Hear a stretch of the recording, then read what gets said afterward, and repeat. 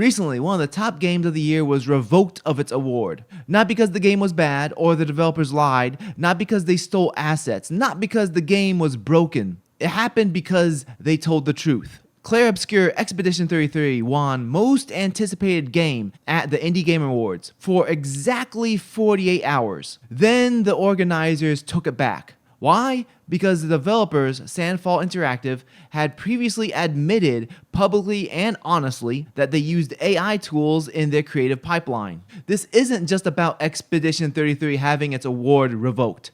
This is a precedent towards the game industry. The industry sent a loud and dangerous message towards game developers. What they are saying is if you use these tools during the development of your game, then you need to hide it or lie about it. Because if you have the integrity to be honest about it, then you're going to be punished for it regardless. In this video, I'm going to talk about the reality that AI tools are becoming standard practice in game development today. But these witch hunts aren't going to prevent the technology from being used. Instead, it's going to prevent developers from being truthful and honest. Salam, my name is Mustafa. I am the solo developer of Sabr Path. I have one game currently on Steam, another game in the works. I've worked within the AAA game industry, such as working administration at Treyarch during the development of Black Ops 4, as well as working QA with another studio. Many of you watching this video are already familiar with Clair Obscur Expedition 33.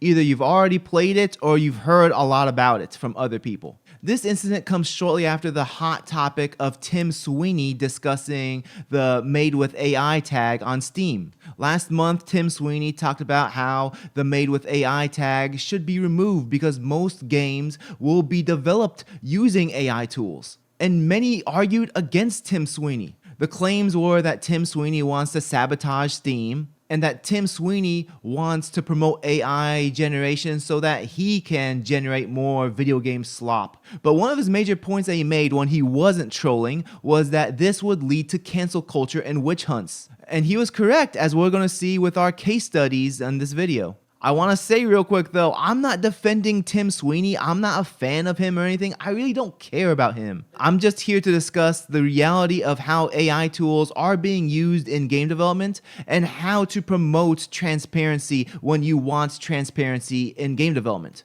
Before going over the case studies that happened recently, I want to define what exactly people feel is unethical about the use of AI. From my perspective, there appears to be four main categories when it comes to the topic of ethics. The first being data scraping. The large language models as well as the art generation tools scraped information without the author's consent, and therefore anything that's created with these tools, especially for profit, are violating the intellectual property of the initial authors. So the argument is that anything that's made with these tools are unethical to begin with.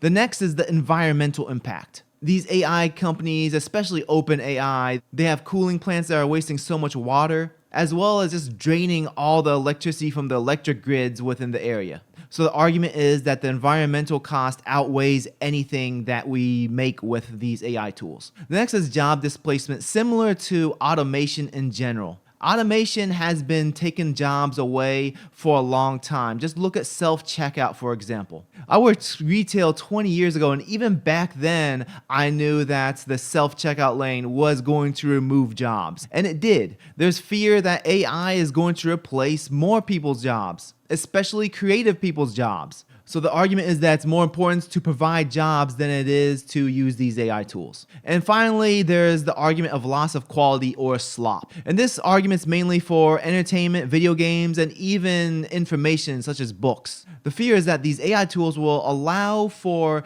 bad actors to very simply make low effort products that will flood the stores. While this is a legitimate fear, this is not a new fear either. Many game developers till this day are still afraid of using pre-made assets that are sold on the asset store because they don't want their game to be called an asset flip. The misconception is that anything that uses pre-made assets is an asset flip, which is incorrect. It comes down to the intent of the use of the asset. Same with AI. Not everything that's made with AI generation is AI slop. It comes down to how it's used, whether it's iterated upon or not, the intent on how it's used, whether it's cohesive or not, and many other factors. So just like a game that uses pre-made assets, not everything that uses AI tools is automatically low-effort slop, so it's not a clear indication of the game's quality. Let's look at Larian Studios real quick. They just recently announced their new game that they're working on, Divinity. And very recently, they were met with fan backlash because of their admission of using AI during development. They mentioned that they use AI tools for ideation and brainstorming. Despite their strong reputation of making high-quality games, especially with Baldur's Gate 3, they were still met with backlash. People accused them of replacing jobs with AI, even though that was not the truth. They mentioned that the AI tools were used for reference and not for the final assets. Larian was straight up and honest about how they used AI tools that hurt their reputation and people want to boycott them. And this sends a loud message to all other game developers. Don't mention that you're using AI. Going back to Tim Sweeney's argument against having the Made with AI tag on Steam, on Twitter, Notch proposed having the opposite. He mentioned rather than having a Made with AI tag, because the fact that most games are going to be made with AI in the future, how about we have the opposite, a tag that says not made using AI? It would be similar to how we have foods that have an organic label or GMO free label. This makes it look like a premium label rather than the other way around. Also, if the majority of games, let's say 70 to 90% of games are being developed using AI tools, the label will just be noise. And this is why Notch's proposal makes sense, because rather than giving a label to 90% of games, how about we give a label to 10% of games? And it makes those games look better. While I do think Notch's proposal is much better than what Steam is currently using, we still find that this solution is fundamentally broken. Unlike food, in which we can run tests to see if we can find pesticides and then label it organic, there is no such equivalent for game development. There are so many use cases for AI within the development pipeline. And according to Steam's guidelines, even if AI was used for code generation, which is becoming more standardized now as it autofills while the coder is typing, Valve's guidelines clump this in with the same as using AI generated artwork.